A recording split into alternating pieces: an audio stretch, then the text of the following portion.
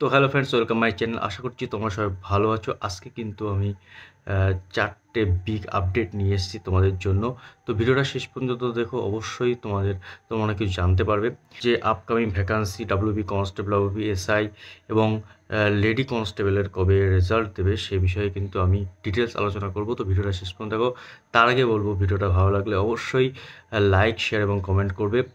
আর যদি নতুন হয়ে থাকো তো অবশ্যই সাবস্ক্রাইব। তো আগের দিন তোমাদের কিন্তু কেপিএসআই প্রিলিমসের অ্যান্সার কি তোমরা পেয়ে গেছো। তো তারপরে তোমরা অবশ্যই কাউন্ট করে নিয়েছো যাদের নাম্বার মোটামুটি জেনারেলের ক্ষেত্রে 140+ আছে, তারা অবশ্যই পড়াশুনো শুরু করে দাও মেন্সের জন্য। খুব বেশি কিন্তু টাইম লাগবে না মেন্স হতে এবং পিইটি হতে। তো তোমরা কিন্তু শুরু করে দাও। আর তারপরে আসি, যদি ওবিসি এ বা ওবিসি বির ক্ষেত্রে মোটামুটি 135+ থাকলে তোমরা পড়া শুরু করে দাও। সেক্ষেত্রে এসসির ক্ষেত্রে 130+ এবং এসটির ক্ষেত্রে 120+। ফিমেলদের ভ্যাকান্সি কম, তবুও ফিমেলদের বলছি 130+ থাকলে কিন্তু তোমরা প্রিপারেশান শুরু করে দাও।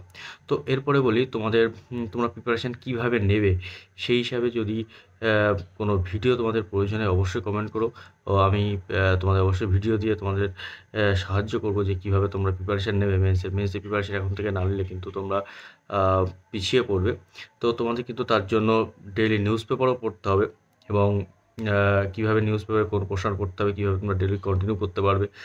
কারণ কি, তোমাদের লিটারেচি যেটা বাংলা এবং ইংলিশে, সেক্ষেত্রে কিন্তু নিউজ পেপার ভীষণ একটা ইম্পর্টেন্ট জায়গা। তো এরপরে আসি তোমাদের লেডি কনস্টেবলের ফাইনাল রেজাল্ট কবে আসতে চলেছে। আমার কাছে যতটা আপডেট আছে, তোমাদের কিন্তু মার্চের সেকেন্ড উইকে লেডি কনস্টেবল ফাইনাল রেজাল্ট আসতে চলেছে, অর্থাৎ 10 থেকে 14 মার্চ।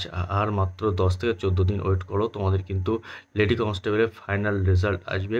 তার সঙ্গে সঙ্গে তোমাদের আরেকটা যে বিগ আপডেট দেবো, সেটা হচ্ছে ডাব্লিউবি কনস্টেবল এবং ডাব্লিউবি এসআই। ডাব্লিউবি কনস্টেবলের যে 12,000 ভ্যাকান্সি, সেটা কিন্তু এই লেডি কনস্টেবল ফাইনাল রেজাল্টের ঠিক 2-1 দিন আগে বা পরে কিন্তু বা একসঙ্গে আসতে চলেছে। ডাব্লিউপিএসআই ক্ষেত্রেও সেম 529 ভ্যাকান্সি থাকবে।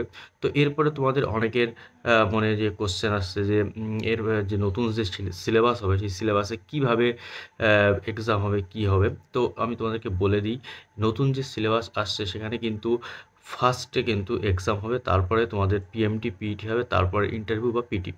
তো দেখো, এই যে ফার্স্ট এক্সাম হবে, সেই এক্সামে কিন্তু এসআইদের ক্ষেত্রে এবং কনস্টেবলদের ক্ষেত্রে আগে যে সিলেবাস ছিল, সেই সিলেবাসের মিক্স হয়ে কিন্তু প্রিলিমস মেন্সের মিক্স হয়ে কিন্তু একটা এক্সাম হবে।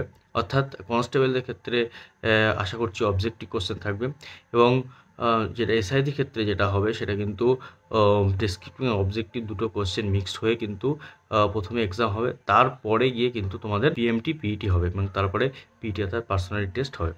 তো এই ছিল আজকের ভিডিও। দেখা হচ্ছে নেক্সট ভিডিওতে। যদি ভিডিওটা ভালো লাগে অবশ্যই লাইক, শেয়ার, কমেন্ট করো এবং সাবস্ক্রাইব করে দিও। জয় হিন্দ।